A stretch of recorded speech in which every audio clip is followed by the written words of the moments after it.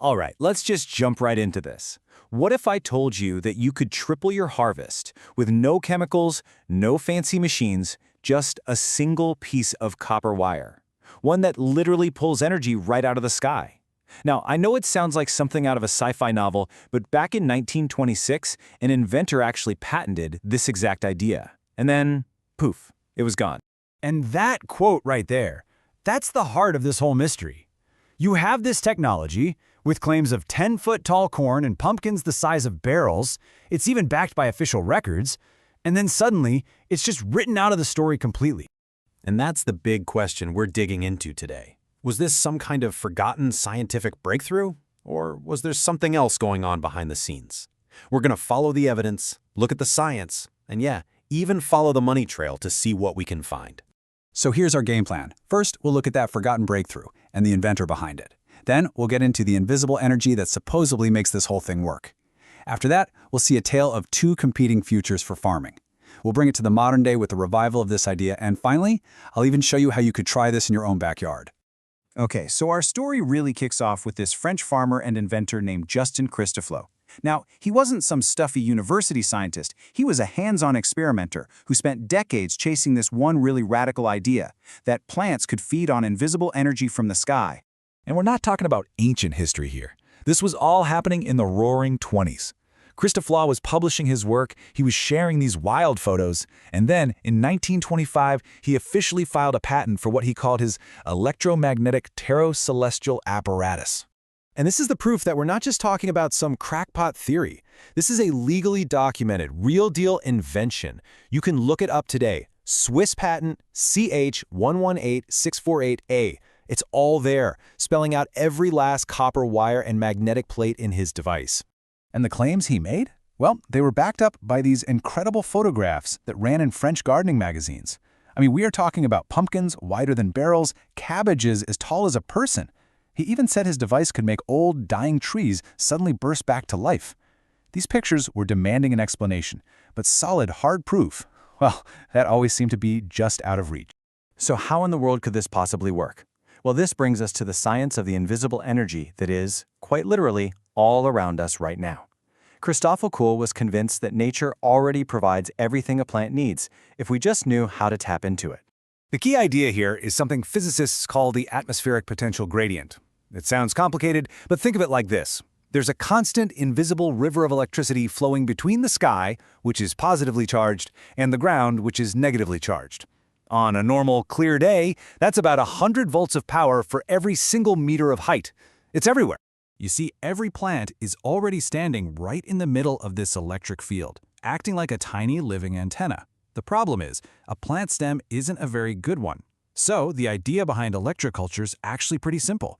What if you just gave the plant a better antenna? A copper wire is way more conductive, so it can pull in that atmospheric energy much more efficiently and channel it straight down to the roots. And plants know exactly what to do with that extra juice. They're basically living circuits, constantly sending tiny electrical signals, called action potentials, to manage their own growth. The theory is that by boosting the external field, you're not just helping those signals, you might be supercharging how the plant pulls nutrients and ions from the soil into its roots, making it healthier and stronger. This is exactly why those early inventors were so obsessed with spiral shapes. They believed that form could focus and amplify these natural energies. Now, at the very same time that Christofleau was patenting his device, the entire business of farming was about to change dramatically. And this set the stage for a major conflict, a battle between two completely different ideas for the future of our food.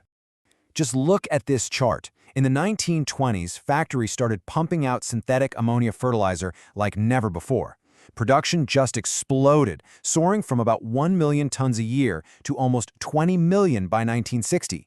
A massive new industry was born, seemingly overnight. So here's where it gets really interesting. It all comes down to the business model. Electroculture offered a one-time, cheap product, a permanent solution. Chemical fertilizer, on the other hand, created a subscription. You had to buy it again and again, every single season. In this new industrial economy, a simple wire that worked forever wasn't just an alternative. It was a direct threat to a billion-dollar recurring revenue model. And so, the whole conversation started to shift. The narrative was controlled. The same farming journals that had once been curious about the idea, they suddenly went silent. Headlines started using words like eccentric and miracle claims. Slowly but surely, electroculture was pushed to the side, boxed into the category of fringe science. The question of whether it worked was replaced with a quiet understanding that some ideas were just too weird to even talk about. But you know, the story doesn't end there. Not even close. In just the last few years, researchers have decided to reopen the case, testing these century-old ideas on a scale that the early pioneers could have only dreamed of. So researchers at the Chinese Academy of Agricultural Sciences launched this massive experiment, covering 3,600 hectares. Now, let that number sink in for a second. That is an area larger than 6,000 American football fields, all testing a modern form of electroculture. This wasn't some tiny garden plot. This was industrial-scale farming. And the results? They were absolutely stunning. Across all of these huge trial fields, crop yields went up by nearly 30%. More wheats, more rice, more vegetables, all without adding a single extra drop of synthetic fertilizer. I mean, that is a game-changing number by any standard.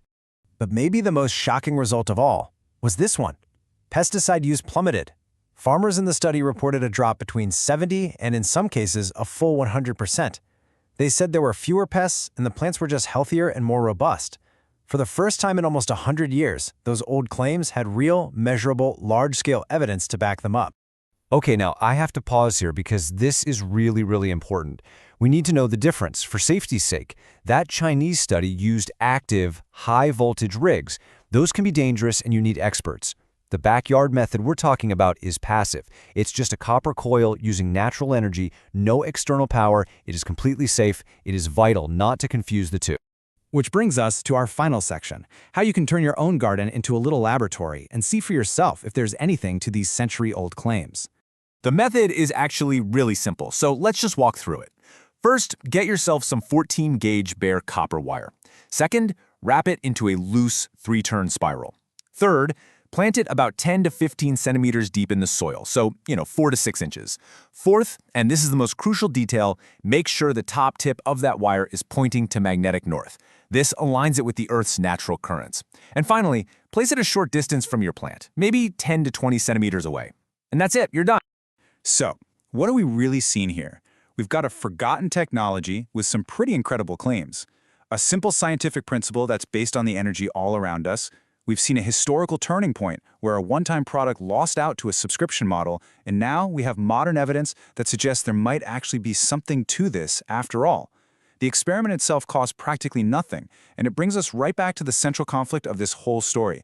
And it leaves us with one final thought. What would you try, what would you dare to rediscover if profit wasn't in charge?